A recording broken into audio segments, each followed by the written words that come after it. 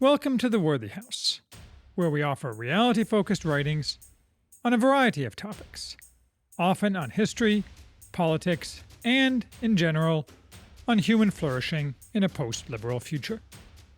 I am Charles, the maximum leader of the Worthy House. And today we are reviewing Windfall, how the new energy abundance upends global politics and strengthens America's power, by Megan O'Sullivan. A few weeks ago, I watched a bad movie on Netflix, The Cloverfield Effect.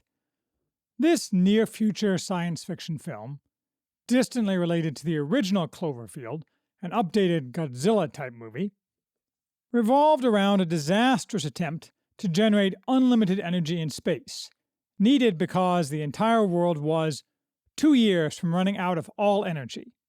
Yes, that's really as stupid as it sounds. But Megan O'Sullivan is here to tell us that just as stupid is the idea that we're running out of fossil fuels within any time frame that matters.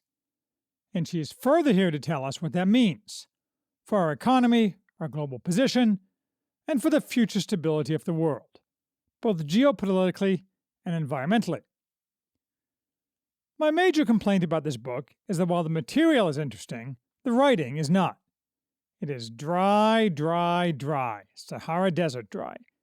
And it's repetitive. It was in high school that I stopped summarizing writings at the end of each section by simply reciting what I had written just before. Still, what's contained here is informative.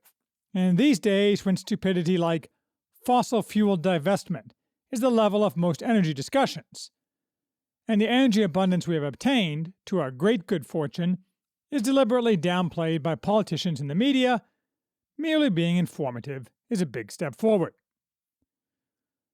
The new energy abundance of the title, though, is not merely America's energy abundance, but the world's. Much focus is given to China and other areas, from Russia to the Middle East, get ink as well. The central factor on which the book is written is the precipitous drop in crude oil and natural gas prices over the past decade. Oil dropping from a high of almost $120 a barrel in 2008 to a low of $30 in 2016. It is about $65 today in 2018. And natural gas dropping by a factor of 6. More to the point, these numbers don't convey the atmosphere of 2008, which I remember well. The media was filled with anguished cries of peak oil. Government functionaries churned out document after document, predicting imminent conflicts over mere access to oil, never mind its price. James Howard Kunstler wrote a whole book, World Made by Hand, about the 19th century feel our country was about to acquire as a result of running out of oil. But somewhere along the way, none of this happened. However, contrary to what ignorant but optimistic people, and people deluded by their green ideology, think, none of this good fortune was because of renewable energy sources. As O'Sullivan tells us, in 2016, less than 3% of global energy was provided by non-hydro renewable sources, and that includes nuclear energy. Rather, what changed was the arrival of fracking and its cousins. New technologies that allowed the recovery are previously unrecoverable, or only recoverable uneconomically, oil and gas. Tight oil, tight gas, and shale gas are the biggest categories, though there are others.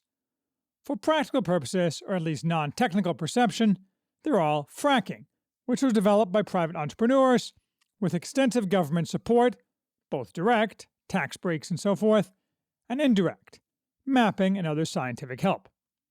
The end result is that the United States now produces more oil than ever before, the previous record was set in 1970, and huge volumes of cheap natural gas as well. This new abundance also characterizes the rest of the world, or at least some of the rest of the world, that part blessed with the right geologic formations and receptive, competent governments and populations. Unfortunately for them, that's very few countries. The latter, more than the former, is the problem, so fracking is not really a global phenomenon. Still, the Middle East has plenty of oil, as do many other countries, and fracking merely adds to that global market, which is extremely complex, as O'Sullivan goes over in detail. She explains how for decades the Saudis, in particular, have been able to manipulate oil prices, or at least prevent their rise, by maintaining expensive, idle equipment and thereby being able to add quickly to the global supply at any time. Sometimes they do this when we ask them, sometimes for their own reasons, strategic or financial. Tied into this is the politics of OPEC and much else. O'Sullivan's point is that fracking doesn't mean oil is therefore always going to be magically cheap. Rather, it appears that fracking, since it relies on many small-scale installations, in practice will also allow quick reactions to price or demand changes. This will dampen price swings globally and, not coincidentally, benefit the United States financially and strategically, among other reasons making it less likely we'll have to toady to the Saudis. After covering all this in detail, O'Sullivan focuses on what this means for the United States. She notes that America is nearing true energy independence, both by itself and more generally as part of a loose North American cooperative. That cooperative is somewhat aspirational. O'Sullivan points out that Mexico has historically been incompetent, like so many countries that have oil, at properly husbanding its resources, and that Canada, thanks to Obama, is not very interested in placing more bets on unreliable and dishonest America, with Obama's neo-colonialism having tried to deny to Canada the right to sell its oil for the benefit of Obama's constituents, so Obama could virtue signal to his global friends. Well, okay, O'Sullivan doesn't put it exactly that way, but the conclusion is inescapable.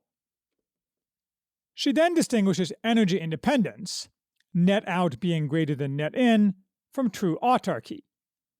One question that the author never addresses is where the equipment for fracking comes from. That is, could an enemy cut off our ability to frack? Given this objective windfall for America, O'Sullivan points to two benefits, that of hard power and of soft power. As far as hard power, cheap energy is an enormous boost to America's economy, with multiple effects, all of which she discusses competently. Not that hard power doesn't have limits.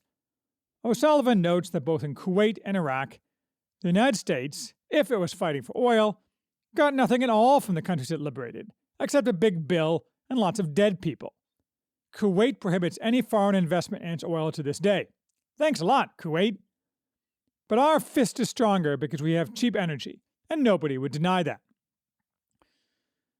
As far as soft power, here O'Sullivan loses the plot a bit, apparently believing that soft power is doing what pleases George Soros and his buddies, and that because we have an oil renaissance, it will save the liberal international order because people will think the United States is cool again. According to this, we suffered a massive blow to our soft power, for example, by failing to ratify the Kyoto Treaty. But Obama got it back by promising to cripple the U.S. economy. In the real world, though, the United States may have had, in the past, some soft power when we were the global hegemon of a dynamic free world. In a West beset by demographic disaster, where the chickens of decades of left-wing policies are coming home to roost, we don't have any soft power at all. You know who does? China. We don't, oil or not. We're weenies, because everyone in the world laughs when we spend our days promoting transgenderism or some other stupid ideological cause of the day, and abasing ourselves before Tuvalu for supposed environmental crimes. Although, inconveniently, it was just revealed that Tuvalu is actually rising, not sinking beneath the seas. Weenies don't have soft power. Meanwhile, China aggressively follows its one belt, one road, going out strategy, and buys friends. Now that's soft power. All this dubious analysis about our supposed soft power is tied back to fracking, by the claim that without cheaper energy, Obama would have found it harder to try to give away the farm at the so-called Paris Accords in 2015, which supposedly dramatically increased our soft power. Not that he did give away the farm. The president can't, after all, bind the country to anything at all without any consent from the legislature. So the United States is no more bound by the Paris Accords than you are by the fact that your third cousin told his drug dealer you would pay for the crack he smoked. But all this inspired me to see what, exactly, was in the Paris Accords, where Obama's worthless promises, according to O'Sullivan, meant that India and Brazil, alongside China, were countries inspired by U.S. pledges to make more ambitious commitments of their own. Well, all signatories vaguely promised to reduce carbon emissions, without, of course, any legal requirement to do so. Specifics are fairly hard to find. The Wikipedia article on the Paris Accords offers no specifics on individual countries at all, nor any linked entries with specific data, and most news articles are extremely vague. This problem is exacerbated by there being no common metrics in the Accords.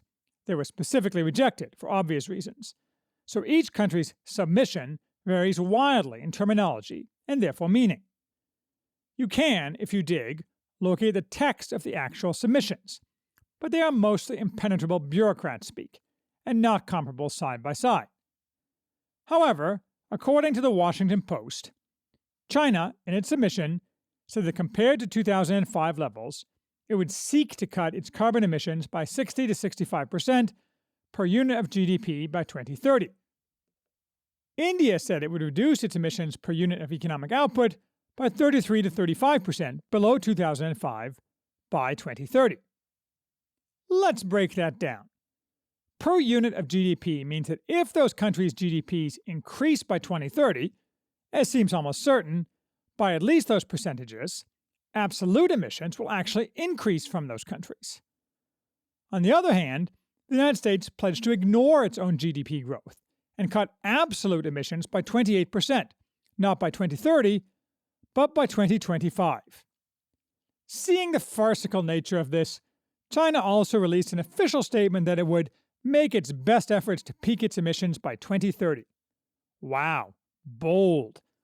So what Obama and his ilk wanted was for the United States to immediately cut its own throat, voluntarily implementing a James Howard Kunstler dystopian fantasy, so that we can find out in 15 years that, in fact, other countries didn't actually do anything.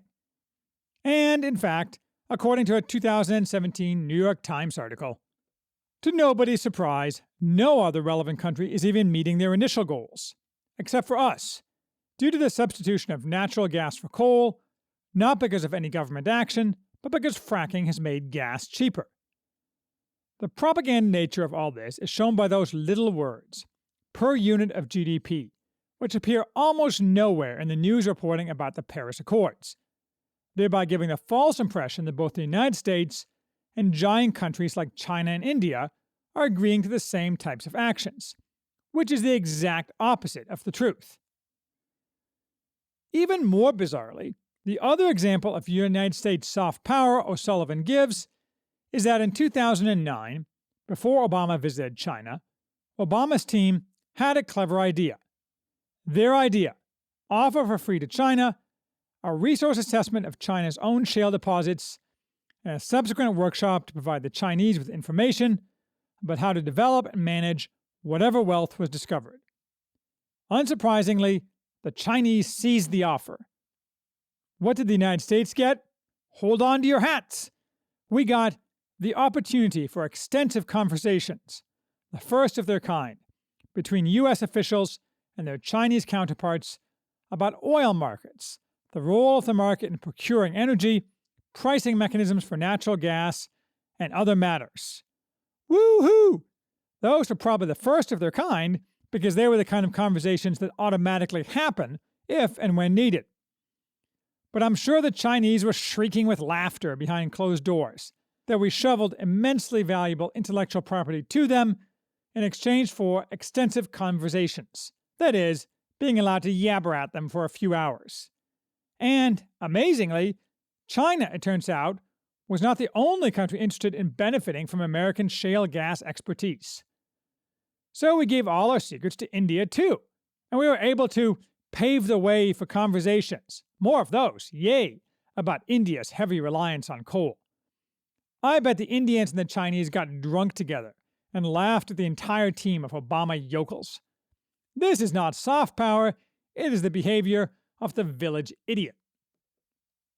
Anyway, next we get a predictable chapter on the environment, where O'Sullivan tries to wriggle out of the reality that more fossil fuels means more carbon in the air, and nothing is ever going to be done about it, not that she admits it. And the last third of the book is a series of chapters on different energy-producing regions, starting with Europe. This mostly revolves around the fraught relationship between Europe and its main energy supplier, Russia, and Europe's response being to ban both fracking and nuclear power. Because nothing demonstrates like that a real commitment to energy independence from Russia. In passing, without meaning to, O'Sullivan demonstrates what real soft power is. Even if the Soviets, and now the Russians, never actually terminated the flow of gas, their ability to do so would provide its own quiet form of influence. Next is China, where it quickly becomes evident that China will continue to use unbelievable amounts of coal for the foreseeable future, and is generally in an outstanding strategic position. Not as energy independent as the United States, but going places a lot faster, and not going to stop using all the energy needed, from whatever sources, to do so. Finally, we get more detail on the Middle East, with an emphasis on the fact that we have a lot more interest there than energy, so even if we were energy autarkic, we'd still be heavily involved in the area. We also get much discussion of the various oil states' plans to not become nomadic sand dwellers again when the oil runs out, which seems the most likely long-term result, given that apparently nobody at all actually works for a living in those states. Intertwined with all this are reasonable recommendations about how the United States should act toward China, Russia, and the rest of the world as regards oil and gas trading, and should make strategic decisions relating to oil and gas production and consumption. O'Sullivan nods repeatedly to Graham Allison and discusses his interesting theory of the Thucydides trap. She is a colleague of Allison's and thanks him first in her acknowledgments. She ends the book with a repetitious summary of what she has said already, and does not fail to mention a few ways in which her analysis could be wrong. More demand for energy than expected, black swan events, technology not advancing as expected, etc. At the end, the reader is certainly better informed about the world's energy picture, and while the book isn't perfect, it's the only book I'm aware of, at least for a general readership, that covers this important topic in a relatively neutral fashion.